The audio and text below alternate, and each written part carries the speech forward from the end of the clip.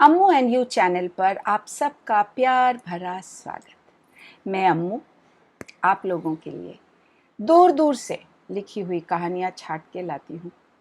अलग अलग लेखकों की, लेखक जो हमारे देश के हैं, जो विदेश के हैं, जो अभी के हैं, जो पुराने हैं,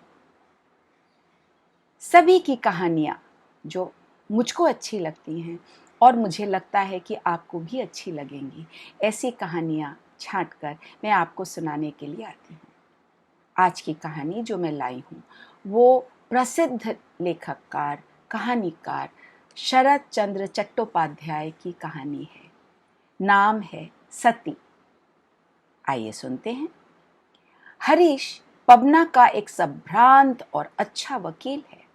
सिर्फ एक वकील की हैसियत से ही नहीं, एक कर्मनिष्ठ व्यक्ति की हैसियत से भी शहर भर में उसकी बेहद शोहरत है।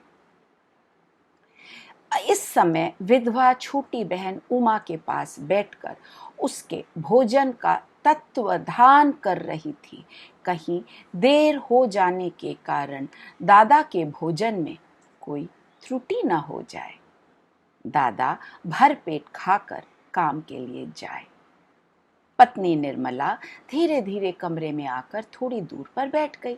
बोली, मैंने कल के अखबार में देखा कि हम लोगों की लावण्य प्रेमा यहाँ के बालिका विद्यालयों की इंस्पेक्ट्रेस नियुक्त होके आ रही हैं। चकित होकर उमा ने कहा, सच? लेकिन भाभी, लावण्य नाम तो बहुतों का होता है। निर्मला बोली, हाँ होता है, मैं उनसे कह रही हूँ। सहसा सर उठाकर हरीश ने रुखाई से कहा, मुझे इसकी जानकारी कैसे होगी? सरकार क्या मुझसे राय लेकर नियुक्तियां कर रही है? स्निग्ध स्वर में स्त्री ने उत्तर दिया। ओहो, नाराज क्यों होते हो? मैंने तो नाराज होने वाली कोई भी बात नहीं कही। हरीश तड़ित वेग से आसन छोड़कर उठ पड़ा। बोला, उफ, शांति से दो कौर खा भी नहीं सकता।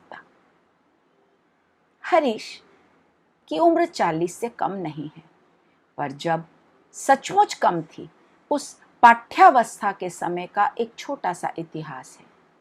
उसके पिता राम मोहन तब बरिशाल जिले के सब जज थे। हरीश एमए परीक्षा की तैयारी के लिए कोलकाता का मेस छोड़कर बरिशाल चला आया। पड़ोस में रहते थे हरकुमार मजूमदार, स्कूल इंस्पेक्टर, सीधे साधे, निरअहंकार और प्रकांड पंडित। उनकी एक बेटी थी लावण्या, जिससे हरीश का परिचय हुआ। वह इंटरमीडिएट परीक्षा की तैयारी के लिए कलकत्ता का कोलाहलमय वातावरण छोड़कर अपने पिता के पास आ गई थी। परीक्षा के दिन पास आने लगे। हरीश कलकत्ता चला गया। उसने परीक्षा अच्छी तरह दी और उसमें वह अच्छी तरह पास भी हो गया। कुछ समय बाद फिर जब लावण्य से मुलाकात हुई तब हरीश ने कहा, आप फेल कैसे हो गई? लावण्य ने कहा, क्या मैं फेल तक नहीं हो सकती? इतनी अक्षम हूं मैं? हरीश हंस पड़ा। उसकी बात सुनकर बोला, खैर जो हुआ सो हुआ, अब की बार ठीक से तैयारी करके इम्तिहान दीजिएगा। लावण्य बिंदु मात्र लज्जित ना होकर बोली, अच्छी तरह तैयारी करके इम्तिहान देने पर भी मैं फेल ही होंगी, यह मुझसे नहीं होगा। क्यों नहीं होगा आपसे? हरीश ने अवाक होकर पूछा। लावण्य ने कहा, क्यों नहीं होगा? ऐसे ही नहीं होगा। और ऐसा कहकर हंसते हुए वो वहां से चली गई।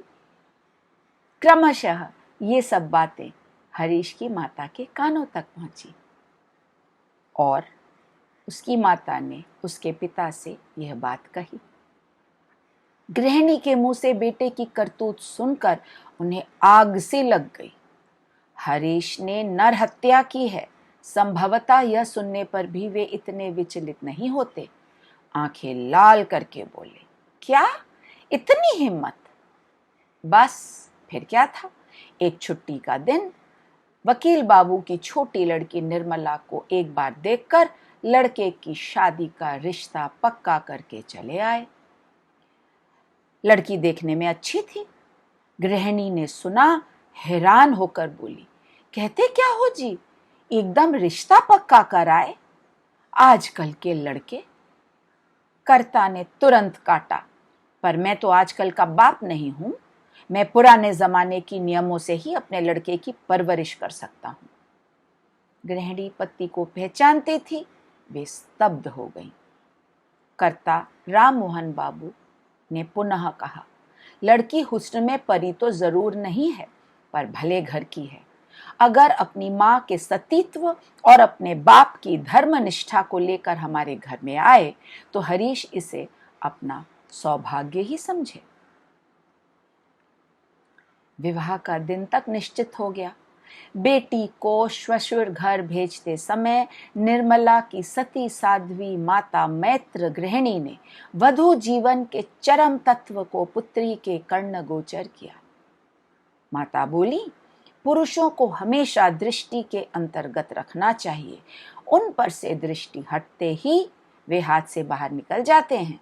गृहस्थी के दौरान और कोई भी बात भले ही भूल जाओ, लेकिन इस बात को कभी ना भूलना बेटी। निर्मला पति की गृहस्थी में आई और पिछले 20 साल से है। इस लंबे अरसे में न जाने कितने परिवर्तन हो गए, किंतु निर्मला मात्र दत्त मंत्र को कभी नहीं भूली। चाहकर भी वह इस मंत्र को कभी नहीं भुला पाई। हरीश सीनियर वकील बन गया। उसकी उम्र यौवन पार करके प्रौढ़त्व में जा पहुंची, किंतु निर्मला मात्र दत्त मंत्र को कस के अपनी मुट्ठी में पकड़कर चलती रही। वकील मित्र के पिता के श्राद्ध के अवसर पर कलकत्ता से एक अच्छी कीर्तन गाने वाली आई थी। वह देखने में अच्छी थी और उम्र में कम भी। सबकी इच्छा हुई श्राद्ध कर्म के बाद सब एक दिन उसका कीर्तन सुने। हरीश भी कीर्तन सुनने गया। लौटने पर निर्मला ने ऊपर के बरामदे से सड़क की ओर नजर हटाते हुए कहा, गाना कैसा लगा? अच्छा गाती है। और देखने में कैसी है? बुरी नहीं, अच्छी ही है। तब तो रात एकदम बिताकर ही आते, निर्मला ने कहा। इस अप्रत्याशित कुत्सित मंतव्य से हरीश क्रुद्ध होने के बजाय विस्मय से अभिभूत हो गया। उसके मुंह से सिर्फ यही निकला, क्या कहती हो? निर्मला ने सक्रोध कहा, ठीक ही कहती हूं, मैं दूध मुंही बच्ची नहीं हूं, सब जानती हूं, सब समझती हूं। तुम मेरी आंखों में धूल झोंकोगे? उमा पास के कमरे से दौड़ कर आकर सभीत बोली, तुम क्या कह रही हो भाभी? पिताजी सुन लेंगे। सुन लेंगे तो सुन ले, मैं धीरे धीरे तो नहीं बोल रही। इसके जवाब में उमा क्या कहे उसे कुछ समझ में नहीं आया। वृद्ध पिता की नींद न टूटे इसके बारे में भी उसे नहीं समझ में आया। क्या करे?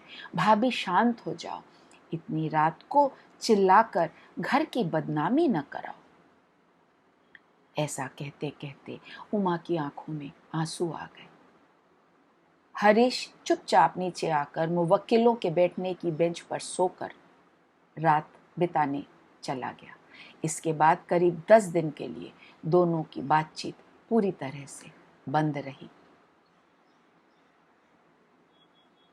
ऐसा करते हुए अचानक एक बार पूरे शहर को चेचक ने घेर लिया। चेचक के प्रकोप से उस बार बहुत तादाद में लोग मरने लगे। हरीश को भी चेचक के रोग ने पकड़ लिया। वैद्य ने आकर देखा और कहा, हालत बेहद नाजुक है। राय बहादुर तक परलोक निवासी हो गए थे। हरीश की वृद्धा माता पछाड़ खाकर जमीन पर गिर पड़ी। निर्मला ने कमरे से बाहर आकर कहा, मैं यदि सती माँ की सती बेटी हूं तो किसी की हिम्मत है मेरे लोहे सिंदूर से मुझे वंचित करे? तुम लोग उन्हें देखना, मैं चलती हूं। यह कहकर वह शीतला माता के मंदिर में जाकर धरना देकर बैठ गई। उसने कहा, अगर वे जीवित रहे तो मैं घर लौटूंगी, नहीं तो यहीं से उनके साथ जाऊंगी। 7 दिन की अवधि में देवी के चरणामृत के अलावा पानी तक कोई उसके हलक से नीचे नहीं उतार पाया। वैद्य ने एक दिन आकर कहा, बेटी, तुम्हारे पति ठीक हो गए हैं, घर चलो। लोगों की भीड़ लग गई उसे देखने के लिए। स्त्रियों ने उसके पैरों की धूल लेकर सिर पर चढ़ाई, उसके माथे पर सिंदूर का लेप किया। मानवी नहीं है यह, लगता है कि साक्षात देवी है। वृद्धों ने कहा, क्या सावित्री का उपाख्यान झूठा है या कलयुग में धर्म की पूरी तरह वंचित हो गया है? यमराज के हाथों से आखिर ये पति को लौटा ही लाई। सब लोग इस आधुनिक काल की सती की जय जयकार में लग गए। लगभग 2 वर्ष गुजर गए। निर्मला ने पता लगाकर जाना है कि अखबार की खबर झूठी नहीं है। लावण्य सचमुच ही पबना के बालिका विद्यालयों की इंस्पेक्ट्रेस बन के आ रही है। आज हरीश ने थोड़ी जल्दी कचहरी से लौटकर छोटी बहन उमा को बताया कि रात की ट्रेन से उसे एक जरूरी काम से कलकत्ता जाना पड़ेगा। लौटने में शायद 4-5 दिन लग जाएंगे। यह कहकर वह बाहर वाले कमरे में चला गया। करीब 15 दिन से पति पत्नी में बातचीत बंद थी। 3 दिन के बाद ही हरीश के कलकत्ता लौट आने से स्त्री ने कहा, 4-5 दिन कह गए थे, लेकिन 3 ही दिन में कैसे लौट आए? हरीश बोला, काम खत्म हो गया, चला आया। निर्मला ने जबरदस्ती हंसकर पूछा, शायद लावण्य से मुलाकात नहीं हुई? हरीश ने कहा, नहीं। निर्मला ने बेहद भल मनसाहती दिखाते हुए पूछा, कलकत्ता जब गए ही एक बार जाके खबर क्यों नहीं ले आए? वक्त नहीं मिला। इतने पास गए, थोड़ा वक्त निकाल लेते। कहकर वो वहां से चली गई। इसके बाद एक दिन महीने भर बाद सुबह ही लावण्य लड़के को साथ लेकर उस मकान में हाजिर हो गई। बाहर के कमरे में था हरीश। उससे बोली, आपकी स्त्री से मेरा परिचय नहीं है, चलिए परिचय करा दीजिए। हरीश की छाती में धड़कन तेज हो गई। उसने टालना चाहा, लेकिन वह उज्र ठीक टिक नहीं पाया। उसे साथ ले आकर स्त्री से परिचय करा देना पड़ा।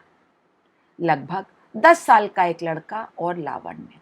निर्मला ने बड़े आदर से उनका स्वागत किया, लड़के को खाने की मिठाई दी और उसकी माँ को आसन बिछाकर यत्न पूर्वक बैठाया। बोली, मेरा सौभाग्य कि आपसे मुलाकात कर सकी। लावण्य ने उसके उत्तर में कहा, हरीश से सुना है मैंने आपके लगातार वार व्रत और उपवास करने की बात। आपकी सेहत खराब हो सकती है। वैसे आपकी सेहत मुझे कुछ ठीक नहीं लग रही। निर्मला ने हंसकर कहा, बढ़ा चढ़ा के कही गई बात है, लेकिन यह बात आखिर उन्होंने आपसे कब कही? हरीश उस वक्त वहीं खड़ा था। उसका चेहरा एकदम फक्क पड़ गया। लावण्य ने कहा, इस बार कलकत्ता में खाने बैठकर केवल आप ही की बात कर रहे थे। आपकी बातें करते थकते ही नहीं। अच्छा, ऐसा कहकर निर्मला ने अपनी पति की ओर एक बार दृष्टि दौड़ाई। लावण्य के जाते ही निर्मला ने आंधी की तरह हरीश से पूछा, छी, तुम इतने झूठे हो, इतना झूठ बोलते हो। तुम मिलकर आए और मुझे कहा नहीं मिले? आंखें लाल करके झट से खड़े होकर हरीश ने कहा, हाँ बोलता हूं, मेरी खुशी। क्षण भर निर्मला पति के चेहरे की ओर चुपचाप देखती रही, फिर रोने लगी। बोलो, जितनी इच्छा हो झूठ बोलो, जितनी खुशी हो मुझे धोखा दो, पर धर्म अगर है, अगर मैं सती माँ की बेटी हूं, अगर काय मन से सती हो, तो मेरे लिए एक दिन तुम्हें जरूर रोना पड़ेगा, पड़ेगा। यह कहकर जिस तरह आधी की तरह से आई थी, उसी तरह वह फिर से कमरे से निकल गई। बातचीत पहले से ही बंद थी। ऐसा ही चलता रहा। महीने भर से ऊपर का वक्त बीत चुका था। हरीश कचहरी जा रहा था। नौकरानी ने आकर एक चिट्ठी उसके हाथ में दी। जवाब के लिए आदमी खड़ा है। लिफाफा फटा था। मेरी चिट्ठी किसने खोली? नौकरानी ने कहा, माँ जी ने। हरीश ने चिट्ठी पढ़ के देखा कि बहुत दुखी लावण्य ने लिखा है। उस दिन अपनी आंखों मुझे आप बीमार दिख रहे थे, मगर फिर आपने एक भी बार मेरी कोई खबर नहीं ली कि मैं जिंदा हूं या मर गई। जो हो, इस बार मैं नहीं मरी, जिंदा हूं। लेकिन यह पत्र उस शिकायत के लिए नहीं है। आज मेरे लड़के का जन्मदिन है। कचहरी से लौटते समय एक बार आकर उसे आशीर्वाद दे जाएं, यही भिक्षा है। और आज का खाना भी यहीं आप करें। थोड़ा गाने बजाने का भी आयोजन किया है। उस रात को घर लौटने में हरीश को वाकई बहुत रात हो गई। गाड़ी से उतरते ही उसने देखा कि उसके ऊपर के सोने के कमरे की खुली खिड़की में निर्मला एक पत्थर की मूर्ति की तरह स्तब्ध बनी खड़ी है। हरीश अंदर चला गया। चिकित्सकों का दल थोड़ी ही देर पहले चला गया है। पारिवारिक चिकित्सक वृद्ध ज्ञान बाबू जाते समय बोले, लगता है सारी अफीम निगल गई है। बहू के जीवन की और कोई शंका नहीं है। हरीश ने थोड़ा सिर हिलाकर कौन सा भाव व्यक्त करना चाहा, वृद्ध ने उसे समझने की कोशिश भी नहीं की। बोले, जो होना था हो गया।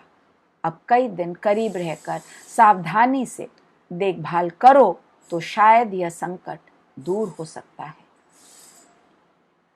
पूरा एक दिन भी नहीं बीता, पर इसी बीच ऐसी साध्वी के पति हरीश के चरित्र के विषय में शहर का हर एक व्यक्ति जान गया और सुहृदय वर्ग की कृपा से सब बातें उसके कानों में भी पहुंच गईं।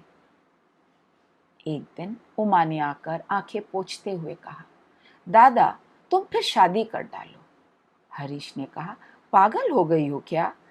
उमा ने कहा, पागल क्यों होंगी? हमारे देश में तो पुरुषों में बहुविवाह की प्रथा थी। हरीश बोला, तब हम लोग बर्बर थे। उमा जिद करके बोली, बर्बर किस लिए? तुम्हारी तकलीफ को और कोई न समझे, मैं तो समझती हूँ। तमाम जिंदगी क्या तुम इसी तरह बर्बाद करोगे? हरीश बोला, और क्या चारा है बहन? एक स्त्री का परित्याग करके पुनः विवाह की व्यवस्था पुरुषों के लिए है, जानता हूं, पर हमारा समाज क्या स्त्रियों को यह व्यवस्था देता है?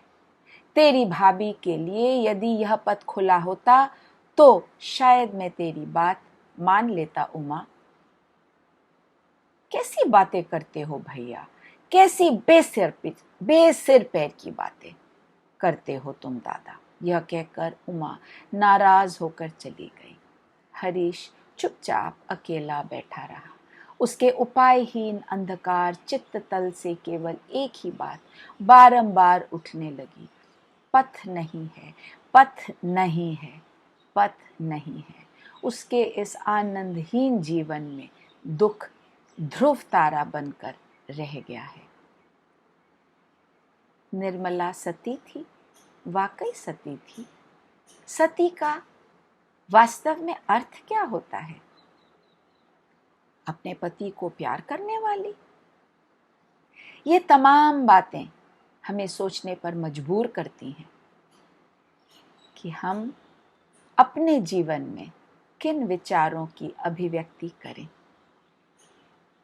सती धर्म का पालन करके अपनी माता के मंत्र को गांठ की तरह बांध कर रख के क्या निर्मला ने अपने जीवन में दाम्पत्य सुख का भोग किया? क्या अपने पति को, जिसके लिए वह सती कहलाई या फिर बनी, उसको सुख दे पाई? अपने विचारों को अगर आप मुझे बताएंगे, कमेंट्स में भेजेंगे तो मुझे बेहद खुशी होगी। कहानी सुनने के लिए बहुत बहुत धन्यवाद। अगर कहानी अच्छी लगी हो, लाइक शेयर सब्सक्राइब जरूर करिएगा, बेल आइकॉन को प्रेस करिएगा और फिर से मेरे आकर दूसरी कहानी सुनाने का इंतज़ार करिए। तब तक के लिए नमस्ते।